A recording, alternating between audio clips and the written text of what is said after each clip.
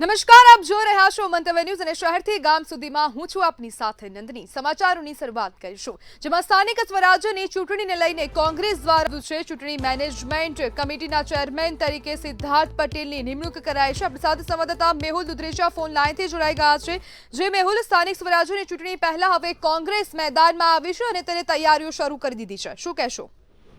જે પ્રમાણે કોંગ્રેસ ફરી વખત સક્રિય થઈ છે અને ખાસ કરીને સ્થાનિક સ્વરાજ્યની ચૂંટણી જ્યારે આવી રહી છે ત્યારે તેની તૈયારીના ભાગરૂપે હાલ 7 કમિટી છે તેની જે જાહેરાત કરવામાં આવી છે, જે પૈકીના સ્ટ્રેટેજી કમિટી છે ભરતસિંહ સોલંકીને સોંપવામાં આવી છે। કેમ્પેન કમિટીના જે ચેરમેન તરીકે શક્તિસિંહ ગોહિલની નિમણૂક કરવામાં આવી છે। ચૂંટણી મેનેજમેન્ટની જે જવાબદારી સિદ્ધાર્થભાઈ પટેલને સોંપવામાં આવી છે। મેનિફેસ્ટો જે બનાવવામાં આવશે કોંગ્રેસનો તેના ચેરમેન તરીકે શૈલેષ પરમારની જવાબદારી આપવામાં આવી છે।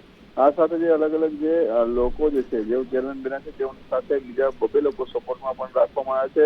એટલે કે જે દરેક કમિટી છે તેની અંદર 3 લોકોની જે નિમણૂક છે, જેવી જે 21 લોકોની જે નિમણૂક છે તે હાલ કરી દેવામાં આવી છે। આ જે જાહેરાત છે તે AICC દિલ્હી ખાતેથી કરી દેવામાં આવે છે અને આગામી દિવસોમાં પણ આ રીતે જે કોંગ્રેસ સક્રિય રીતે કામગીરી કરે તેના ભાગરૂપે આજે આખી જે જાહેરાત છે તે કરવામાં આવી છે। જી બિલકુલ મેહુલ, આભાર।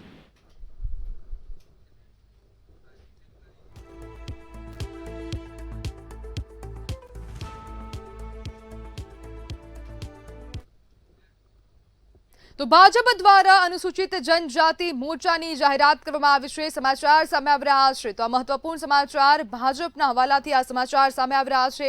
ભાજપે અનુસૂચિત જનજાતિના મોરચાની યાદી જાહેર કરી છે, જેમાં 4 ઉપપ્રમુખ, 5 મંત્રી સહિત 13 પદો પર નિમણૂક કરવામાં આવી છે, જેમાં વિવિધ વોર્ડના કાર્યકર્તાઓની સાંસદ દ્વારા હવે ધારાસભ્ય પર પ્રહાર કરવામાં આવ્યો છે। તો મહત્વપૂર્ણ આ સમાચાર સામે આવી રહ્યા છે, જેમાં સાંસદ દ્વારા ધારાસભ્ય પર હવે પ્રહારો કરાયા છે। વલસાડના સાંસદ આદિવાસી કરે છે ત્યારે મુંગેરીલાલનું મોઢું બંધ। એ રીતે ડાંગ સ્વરાજ આશ્રમમાં પણ આપણી આદિવાસી નાબાલિગ યુવતીનું શોષણ કરવામાં આવ્યું। તરત જ અમે એ બાળકને જેલના સળિયા પાછળ ગણતા કરી દીધા અને આપણે નરેશભાઈ ડાંગ સ્વરાજ આશ્રમનું લાયસન્સ પણ કેન્સલ કરાવી દીધું। એ કામ પણ ભારતીય જનતા પાર્ટી અને આ મુંગેરીલાલ અને એના ડાંગના લોકોએ ત્યાં એ આરોપીને બચાવવાનું કામ કર્યું। તો રાજકોટ ખાતેથી સમાચાર સામે આવી રહ્યા છે। આવતીકાલે ગુજરાત બાર એસોસિએશનની ચૂંટણી છે અને તેને જ લઈને આ સમાચાર રાજકોટ ખાતેથી સામે આવી રહ્યા છે। આવતીકાલે ગુજરાત બાર એસોસિએશનની ચૂંટણી યોજાવાની છે, તેને લઈને રાજકોટથી સમાચાર। રાજ્યભરની કોર્ટમાં કાલે સવારે 10 વાગ્યાથી મતદાન શરૂ થશે। બાર એસોસિએશનની ચૂંટણીમાં કુલ 99 ઉમેદવારો મેદાનમાં છે।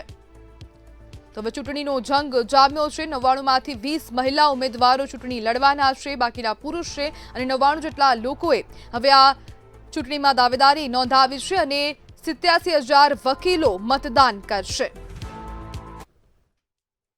સાહેબ, આવતીકાલે બાર કાઉન્સિલ ગુજરાતની લગભગ 87-88,000 વકીલો છે એની એક ચૂંટણી છે। રાજ્યભરમાં પ્રતિષ્ઠાભર્યો આ જંગ કહેવાય છે। કુલ 99 ઉમેદવારો છે, અમે એમાંથી 20 બહેનો લડી છે અને આ ઉમેદવારો પૈકીના 25 ઉમેદવારો જીતતા હોય છે અને 25 ઉમેદવારો જે જીતેલા હોય છે એનું એક જનરલ બોર્ડ બનતું હોય છે।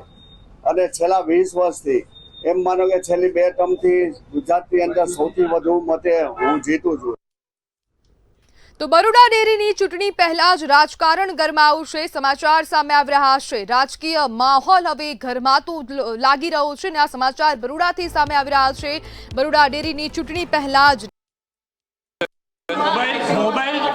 મોબાઈલ બિલ્ડિંગમાં નથી લઈ જવા દેતા, તે પ્રકારની ફરિયાદ છે। લિફ્ટમાંથી અંદર નથી લઈ જવા દેતા, શું માનવું છે આપનું? આ વાત સાચી છે કે ખોટી? આ વાતની મને એક્ઝેક્ટ બહુ ખબર નથી, પણ આ સિક્યોરિટી વાળાએ કદાચ જો ના પડે એવો મોબાઈલ છે, દરેક દર્દી અને દર્દીના સગા પોતાની રીતે પોતાનો મોબાઈલ લાવતા જ હોય છે। આ કિસ્સામાં જે છોકરી હતી એણે એવું કહ્યું કે તમે 10 ફોર્મમાં સહીઓ કરાવો છો કે અમારી જવાબદારી નથી, પેશન્ટ આ લીવર ખરાબ છે, આ બાબતનો ફોટો પાડવાનું એણે કહ્યું તો એક પણ ફોટો નથી પાડવા દીધો। ના, હું એ જ કહું છું, ફોટો નથી પાડવા દીધો, એ તમે એનો વિશે તપાસ કરીશું, બાકી પોર્ટલ ઉપર બધું જ ખબર પડે એવું છે। મોબાઈલ એલાઉ છે, મોબાઈલ એલાઉ છે. તો સુરત એસઓજી દ્વારા મહત્વપૂર્ણ કામગીરી કરવામાં આવી છે. 1400 કિલોથી વધુનો જથ્થો પકડી પાડવામાં આવ્યો છે. ધૂળેટીના આગલે દિવસે એટલે કે 3/3/2026ના રોજ 1401 કિલોગ્રામ શંકાસ્પદ પનીરનો જથ્થો ઝડપાયો છે. આ પામ ઓઇલથી બનેલું એનાલોગસ પનીર છે, જેનું એની પાસે લાયસન્સ પણ નહોતું. આ વ્યક્તિનું નામ છે મહેશ શર્મા, કે જેણે લૂઝ પનીરનો જથ્થો બનાવતો હતો અને ત્યાં ઝડપાઈ ગયો છે પાંડેસરા વિસ્તારમાં. એના ગાળાની અંદર આ પનીર છૂટક ધર્મરાજ ડેરી, ઓમ સાંઈ ડેરી, રાધેકૃષ્ણ ડેરી, રાજકમલ ડેરીમાં રોજ 400 કિલોગ્રામ જેટલું એ સેલ કરતો હતો. 220 રૂપિયાની અંદર સેલ કરતો હતો અને પામોલિન ઓઇલ, દૂધનો પાવડર તથા એસિડનો ઉપયોગ કરી અને આ નકલી પનીર બનાવતો હતો. તો સુરતથી સમાચાર સામે આવી રહ્યા છે. હસી મજાકમાં સગા ભાઈએ જ પોતાના ભાઈની હત્યા કરી છે. તો આ હત્યાનો મામલો સામે આવી રહ્યો છે. સુરત ખાતેથી હસી મજાકમાં સગા ભાઈએ જ ભાઈની હત્યા કરી છે.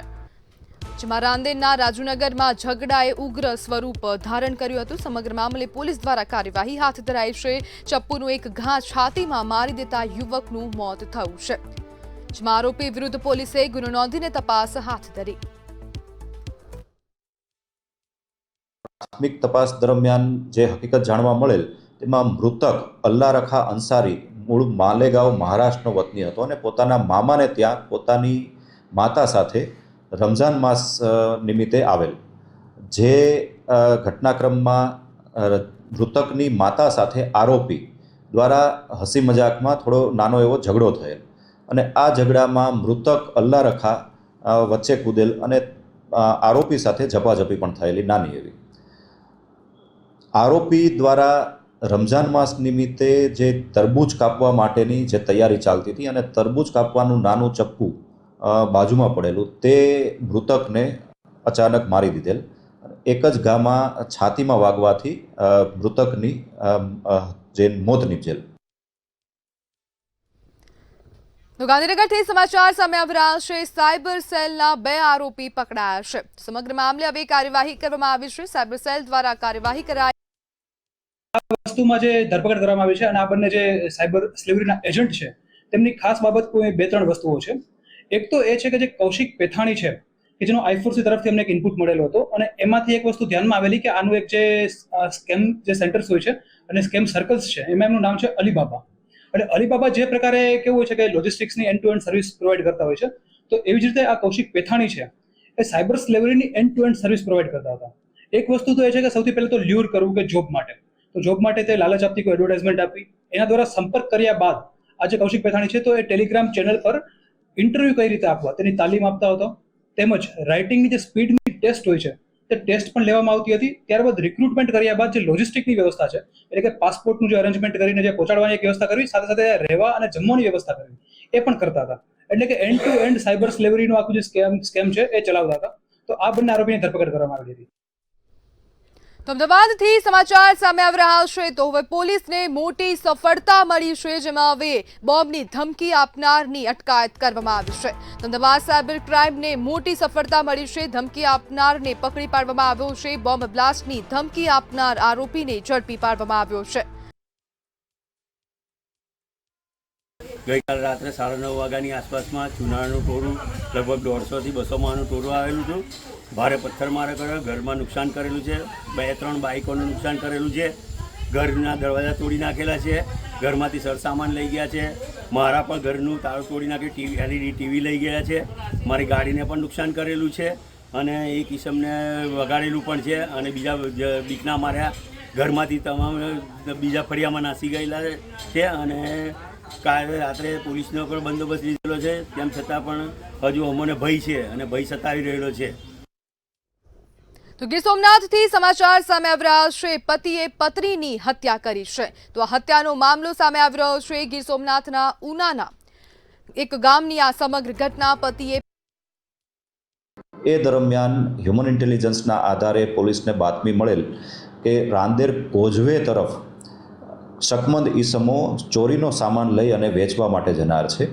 આ બાબતની માહિતી મળતા પોલીસની ટીમ વોચમાં હતી અને 2 શકમંદ ઈસમો પકડાઈ ગયેલ, જેની પૂછપરછ કરતાં 27 અને 28મી રાત્રિ દરમિયાન ઘરફોડ કરેલ હોવાનું જાણવા મળેલ. આ બંનેની આરોપીની ધરપકડ કરવામાં આવેલ અને તેની સાથે જોડાયેલ અન્ય આરોપીઓ 2 સામેલ હતા તેવી હકીકત જાણવા મળતા બંને આરોપીઓની પણ ધરપકડ કરવામાં આવેલ છે। તો જામનગરથી સમાચાર સામે આવી રહ્યા છે। ચોરીનો આ મામલો જામનગર ખાતેથી સામે આવી રહ્યો છે। તો ચોરી કરવામાં આવી છે। તો રાજકોટથી સમાચાર સામે આવી રહ્યા છે। રાજકોટ મનપાની સ્ટેન્ડિંગ કમિટીની છેલ્લી બેઠક મળી છે। તો મહત્વપૂર્ણ સમાચાર સામે આવી રહ્યા છે। રાજકોટ ખાતેથી આજે રાજકોટ મનપાની સ્ટેન્ડિંગની છેલ્લી બેઠક મળી છે। સ્ટેન્ડિંગ કમિટીની બેઠકમાં કુલ 115 દરખાસ્તો મૂકવામાં આવી હતી, જેમાં બેઠકમાં 470 કરોડથી વધુના વિકાસ કામોને બહાલી આપવામાં આવી છે। 115 દરખાસ્તોમાંથી 108 દરખાસ્તને બહાલી આપવામાં આવી। આજની સ્ટેન્ડિંગ કમિટીની અંદર કુલ 115 દરખાસ્તો હતી। આ 115 દરખાસ્તોમાં કુલ 470 કરોડ 74 લાખ જેવી રકમના ખર્ચે આજે અંતિમ સ્ટેન્ડિંગ કમિટીમાં રાજકોટ શહેરના અલગ અલગ વિસ્તારોના વિકાસ કામોને અમે લોકોએ મંજૂરીની મોહર આપી છે।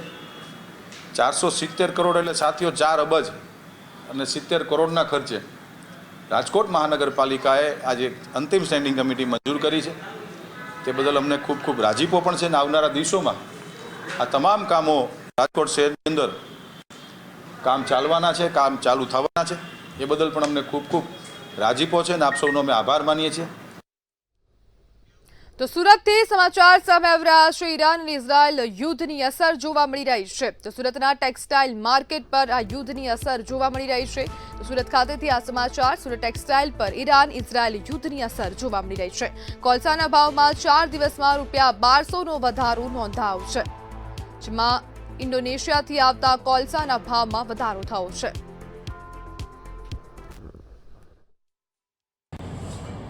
હાલમાં જે રીતના યુદ્ધની પરિસ્થિતિ છે તો